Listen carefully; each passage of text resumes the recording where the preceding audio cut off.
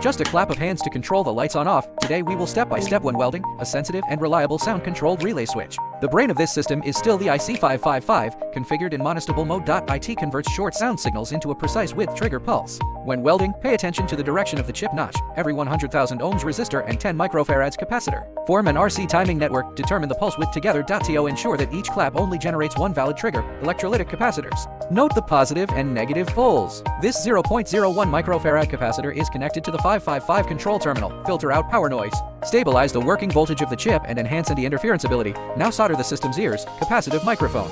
It converts sound waves into electrical signals. The 1000 ohm resistor next to it provides bias voltage, ensuring the microphone works stably. This BC547 transistor and the microphone form the first stage amplifier circuit. The 1000 ohm resistor next to it is a collector load. It amplifies the weak signal amplified enough to trigger the subsequent circuit. The second core chip is a 747 for dual D flip-flop. Is configured in switching mode. Every time it receives a pulse, the output state flips once. It realizes the function of and then off, achieving the memory function. This 33 ohm resistor is used to limit the positive current of the driving transistor, which plays a protective role. This N47337 Zener diode has a voltage of 5.1 volts, is for the 7474.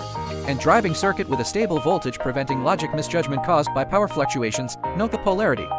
The second BC547 is used as a relay driver. The three resistors each have their own functions. 33 ohms and 10 ohms limit the coil current. 1000 ohms limit the positive current, protect the driving transistor together. The 5-volt relay is the actuator of the entire circuit. When the driving transistor is conducting, the relay attracts to control the load on and off. The parallel N4007 diode are used to absorb the reverse voltage when the coil is open. To protect the driving transistor, we use a 9-volt light bulb as a demonstration load and connected to the normally open contact of the relay. Finally, a 9-volt battery is connected to power the system. Make sure the positive and negative connections are correct. All components are soldered. Now verify the function. The first clap, the microphone picks up the sound. After amplification, it triggers the 555, outputs a pulse of 7474.